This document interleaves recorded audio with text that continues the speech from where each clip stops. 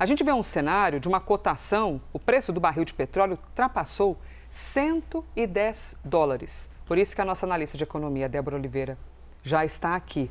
110, a gente já atingiu em outros momentos, Débora, chegou a passar inclusive, mas é igualmente um cenário de um alerta bem importante, né? Bem-vinda. Bom dia, Elisa. Obrigada. Bom dia para quem está em casa nos assistindo. Elisa, é um alerta muito importante porque a gente está no teto ali, né, do que a gente teve de alta do petróleo durante essa guerra aqui, nesse momento, lá no Irã. A gente chegou a bater praticamente os 119 dólares de cotação, ou seja, a gente está muito mais próximo desse teto.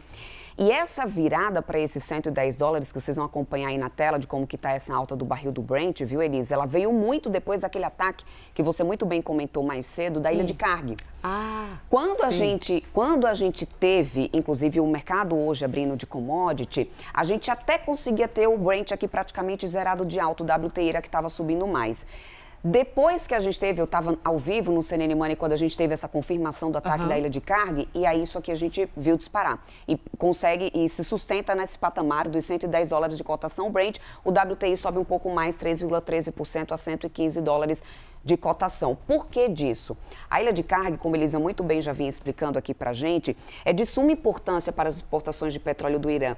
90% de tudo que eles produzem e exportam de petróleo fica lá, nessa ilha, se localiza nessa ilha. Inclusive, quando a gente aproxima o mapa, a gente até consegue ver na infraestrutura os reservatórios de petróleo daquela região.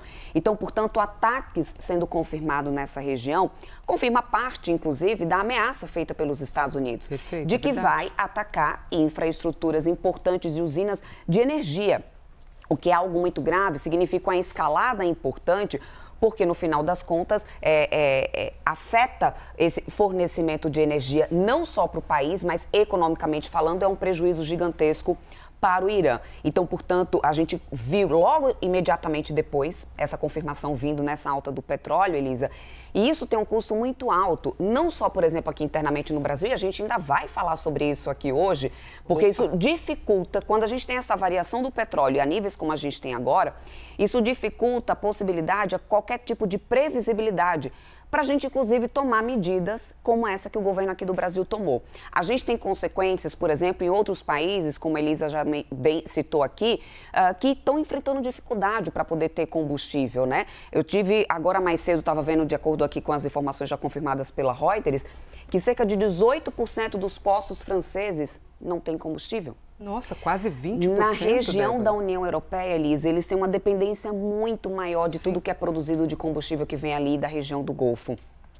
Isso não acontece só na França, isso não acontece só na União Europeia. A gente tem diversos países vizinhos, por exemplo, o Chile, semanas anteriores, já tinha anunciado um aumento de 50% de combustível.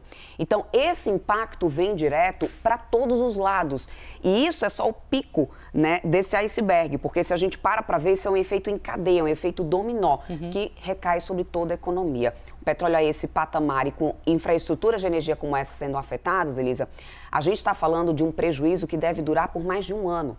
Porque não é somente agora acabar a guerra, é acabar a guerra e conseguir reestruturar novamente essas usinas, essas infraestruturas. Sim, isso o leva um tempo de tempo. reconstrução, de você recuperar tudo isso, né? Exatamente. Então, aí só para poder a gente ter uma ideia de parâmetro, no ano passado, né, quando a gente ia encerrando o ano de 2025, a expectativa era que a gente mantivesse para esse ano de 2026 o barril do petróleo na casa dos 65 dólares até 70, 65 dólares era a média. Que diferença. Olha isso. 67 dólares era o que a gente tinha antes da guerra. A gente está agora a 110 dólares.